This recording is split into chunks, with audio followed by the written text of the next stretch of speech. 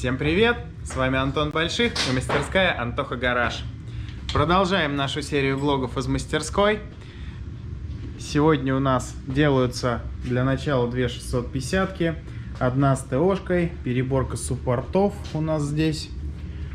Суппорта закисли, человек сам жаловался. Вот, мы их сейчас разбираем, чистим, меняем резинки и так далее, и так далее. И 650-ка на дефектовке. Думаю, она тут в долгую зависла, но посмотрим. Тут у нас проблема с вариком. Очень ржавая какая-то непонятная 650-ка. У меня куда вот не посмотрю, ко всему вопросы. Жалоб у человека много, но основная это проблема с вариатором. Вчера показывал, что у нее ошибка C51, и она зависла на повышенной передаче. Вот сняли вариатор, соответственно, замучились снимать, все закисшее, все ржавое. Как-то что-то печально. Владелец утверждает, что реальный пробег у нее на приборке там около 35 тысяч. Поверить могу, но как можно довести за такой пробег до такого состояния, мопед не знаю. Он у нас ни разу не вскрывался еще. Никто сюда не лазил. Год, может быть, 2006 или 2007 у него, я думаю. Короче говоря, непонятно. Он утверждает, что купил его в состоянии нового с пробегом около то ли 3000, то ли что-то такое. И вот, типа, все это время он у него. В вариаторе, честно говоря, полный мрак. Шестеренки отсутствуют. То есть здесь прям совсем плохо с шестеренками. Я даже на маленьком экране GoPro хорошо вижу, что они сожраны. Ну, маленькая шестерня, естественно, такая же, как вот эта. То есть они одинаково изнашиваются. Вот, ну и щеки у нас здесь сдвинуты. То есть моторчик не мог сдвинуть это дело на маленький радиус. Ремень убитый, откровенно убитый. То есть этот ремень нужно менять без вариантов. Он весь выкрашенный. И я, в принципе, даже вижу, что люфты у него большие. Вот, то есть довольно сильно разбитый. Ничего хорошего. Очень у меня большие вопросы к пробегу. Я думаю, что он скорее скрученный. Вот, шестеренками, соответственно, проворотом не удается как-либо скрутить муфту. Сейчас будем это дело разбирать. Дальше покажу, в чем была причина. Ну, причина каждый раз разная. Очевидно, какая-то проблема есть с первичным валом. Какая именно, посмотрим. Я делаю ставку, что есть довольно большая вероятность, что здесь присутствует заводской брак. Да, так бывает. К сожалению, качество изготовления этих мопедов у завода Suzuki тоже было очень плавающее. И у них был не один заводской косяк. Причем многие из них довольно долго не проявлялись. То есть, и в принципе, отзывных никаких по ним не было. И как бы далеко не все, даже сервисмены, о них знают. Вот. Ну, в общем, если это будет так, то я расскажу, в чем он заключается. Итак, продолжаем. Сегодня я весь день бегал без остановки, и у меня даже не было времени посередине рабочего процесса отснять что-либо. Но тем не менее, вариатор у нас снят, вариатор у нас вскрыт, ремень у нас здесь откровенный утиль, прям откровенный. Вот такие вот места совсем стрёмные, потому что еще чуть-чуть оно докрошится и будут лютые вибрации. Нашел одну интересность. Вот такое надо показать. Вот этот клапан есть не что иное, как клапан вентиляции топливного бака. Сюда приходит шланг с парами топлива. Далее клапан, ну, его задача, собственно, впускать воздух в бак и как бы обратно не выпускать пары. Здесь торчит в нормальном варианте штуцер, и на него ничего не одето. Но есть некоторые любопытные владельцы, которым очень хочется одеть сюда шланчик. Причем длинный выводят его аж куда-нибудь вот сюда и цепляют его где-нибудь в районе глушителя. Если этот клапаночек не срабатывает, а клапаночек этот не срабатывает довольно часто ввиду своей старости, то он может засориться или что-то еще, то как бы пары топлива могут через него выйти, соответственно, на улицу. А если пары топлива выйдут через шланчик на улицу прямо на горячий глушитель, вполне логично, что произойдет возгорание. Что здесь и произошло. Вот этот оплавленный пластик, клапан и топливный бак, а также вот этот вот погоревший тросик. И вот тут вот, если присмотреться, это, видимо, до покраски было немножко деформированный пластик, ну вот этот задний. Вот, это не что иное, как мини-возгорание. И этот мопед чудом не сгорел, я считаю. Так что информация для владельцев, ну, не надевайте сюда шланчик, его здесь не должно быть. Вот. На самом деле, очень многие, не зная этого нюанса, мне часто говорят такую вещь, что у меня мопед стонет. Он действительно может стоять, и вдруг издать такой звук. Ну, что-то похожее. Вот. И, соответственно, такой он на стон похож. И вот этот звук издается вот этим клапаном в определенные моменты. Особенно, когда там жара, холод, перепады температуры или мопед горячий на улице, не очень жарко. Ну, то есть не очень... ну да, на улице холодно. Вот, собственно, такая вот ситуация. Но приступим к вариатору. У нас тут очень интересно. У нас здесь, внимание, заводской брак. Мопед проехал примерно 35 тысяч километров с первичным валом, без смазки в червяке. Червяк, естественно, изношен. Там аж острые вот эти вот витки на резьбе. Здесь у нас тоже профиль резьбы пострадал. В общем-то, это ездило ровно до того момента, пока не начало клинить просто из-за износа, а также из-за продуктов износа, которые сюда набились. Вот этот червяк в паре необходимо менять. Вот. Половинка картера здесь мертвая. Стопорный болт набит с двух сторон, но он не очень живой. Ну, не очень мертвый, но и не живой. Соответственно, как следствие пострадало вот это резиновое кольцо демпферное. Короче говоря, половинка в ремонт. Часть первичного вала под замену. Кстати, сам вал отличный. И шпонки в идеальном практически состоянии. Вот. Но шестер не утиль. В общем, по большому счету, ну и ремень утиль. Большая часть вариатора это, в общем-то, мусор. Ну, вот этой крышке и вот этому валу обычно ничего не бывает. Вот, к сожалению, такая вот печальная ситуация. Помимо этого, у мопеда есть вопросы и по заднему тормозному диску, и, возможно, даже по мотору, и по сайлентблокам, и по подшипникам маятника. Несмотря на то, что пробег у него небольшой, я думаю, что хранение сказалось. А также воздушные фильтры Хифла. Спонсор нашего утреннего шоу. Вот смотрите, стоял воздушный фильтр Хифла. В таком вот он состоянии. Мало того, что у него фильтрующий элемент дерьмовый, так у него еще и резинка. Короче говоря, она стояла вот таким вот образом. То есть, и вот здесь вот в этом углу видно даже, что тут грязно.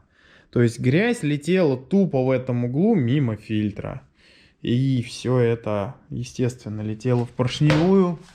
Как следствие, мы видим очень печальную картину внутри корпуса фильтра, которая говорит нам, что там лужа масла.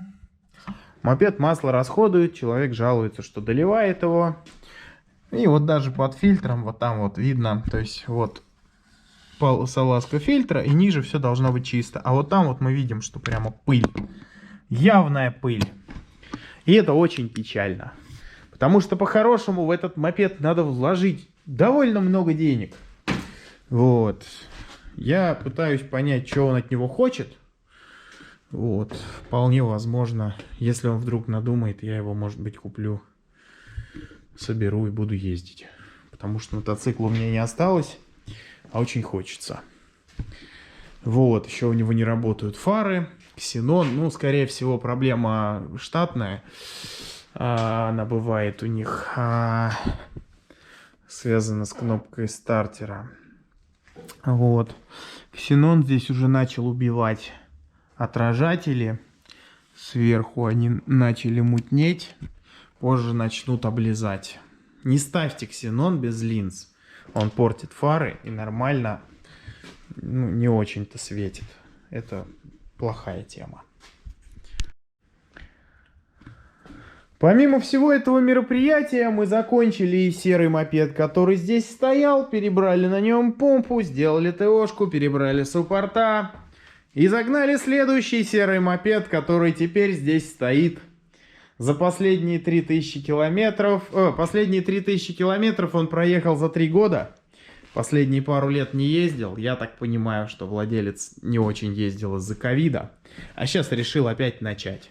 И вот этот мопед очень хороший. Я его порекомендовал в свое время к покупке. Знаю его с 20 тысяч километров. Пробег у него сейчас... Сейчас посмотрим. 38 500. Фильтр воздушный тут стоит оригинальный. В общем, очень интересно, что мы имеем два мопеда на подъемниках. И они, что самое смешное, почти одинакового года и пробега. У них комплектация у обоих LX. Вот. Только вот этот весь устал, а вот этот весь достаточно живой. Да, безусловно, на нем уже перебирали вилку, на нем перебирали помпу. Как бы делали какую-то мелочевку, меняли масла, меняли резину, вот. Но в целом его просто нормально обслуживали, и все с ним как бы хорошо. Не знаю, что там с вариком, на 25 тысячах лазили и смотрели шестерни, они были в прекрасном состоянии, то есть проблем нет. Он, по-моему, год у него... нет, он свежее, он 2009, а вот этот либо 2007 либо 2006, что-то примерно так. Вот. Но, как бы, разница, она налицо. К сожалению. Или к счастью, не знаю. Еще привезли интересную работенку. Это редуктор BMW R1100. К сожалению, запчастей на этот редуктор у нас нет. Я вот заказал для наличия в свое время пару ремкомплектов на свежие редукторы.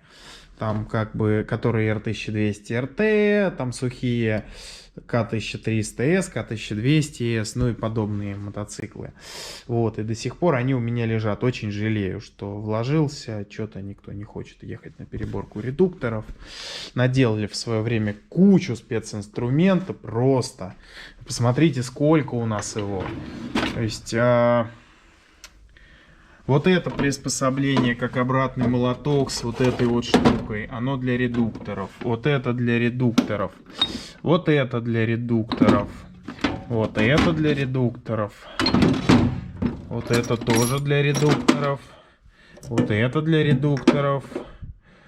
Наверное, здесь... нет, вот это тоже туда же. Здесь все. Дальше, вот это для редукторов.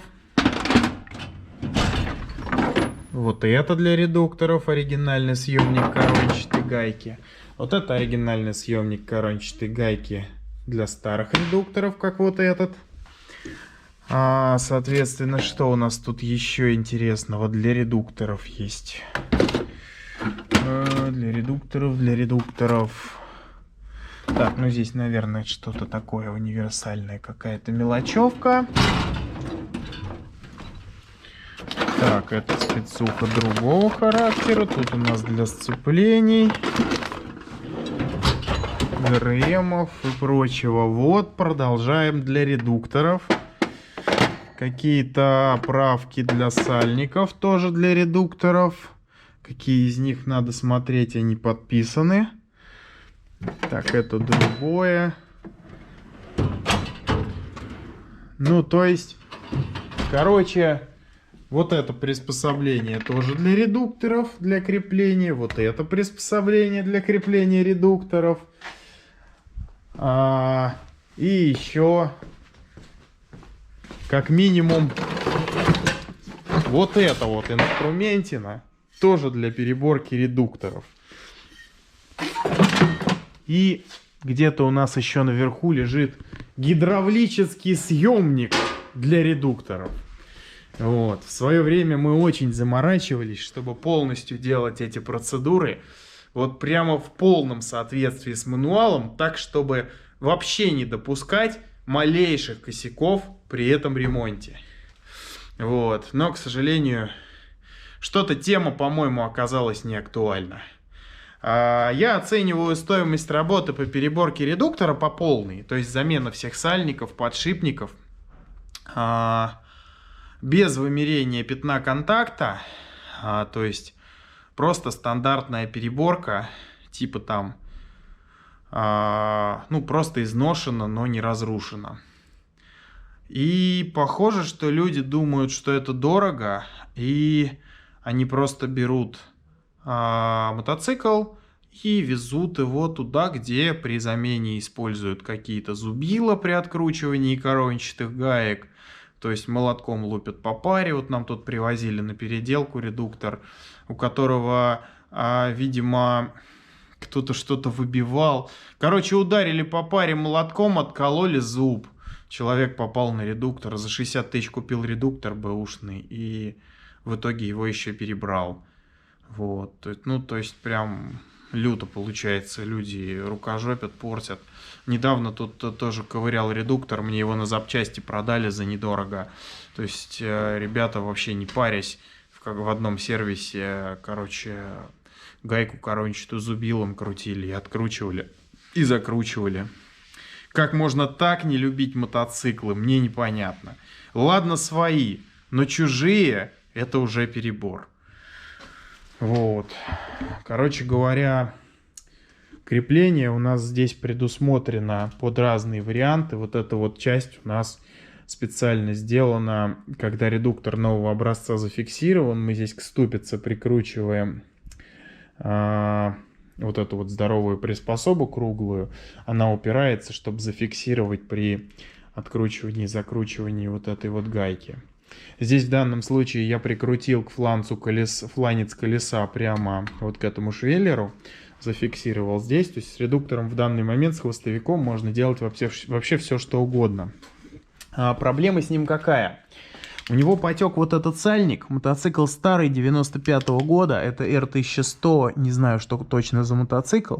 И можно увидеть на сальнике, не знаю, как видно на камере. В общем, он весь гнилой, там много коррозии. Вот, в таком виде нужно открутить гайку, а потом нужно открутить корончатую гайку. И в таком виде вот, гайка откручивается головкой на 36, а корончатая гайка откручивается вот этим вот приспособлением. Вот так вот оно ставится и откручивается. После чего перепрессовать сальник. Сальник человек купил не оригинальный, к сожалению. Вот, ну, будем надеяться, что он нормально встанет. Вроде как Элринг это нормальный производитель. Главное, чтобы все подошло. Он тут направленный. Ну, в общем, то уже будем разбираться. Вот, поэтому... Вообще, казалось бы, очень интересные технологичные работы, которые очень приятно делать хорошо и грамотно, но, к сожалению, люди почему-то оказались не готовы за это заплатить. Хотя, на мой взгляд, ценник очень гуманный, при том, каких денег это все стоит и, как бы, ну, насколько это ответственное мероприятие. Вот. Как бы, как некоторые на ютубе пилить эти съемники самодельные какие-то, там, кое-как, тяп-ляп. Ну, я не знаю. Мне, ну, непонятно, как можно так обслуживать BMW. Вот, поэтому ковыряемся, работа у нас кипит. Один мопед я загрузил в кузов и поеду его отдавать недалеко от дома. А потом я поеду монтировать вам это видео. И завтра тоже буду заниматься тем же самым.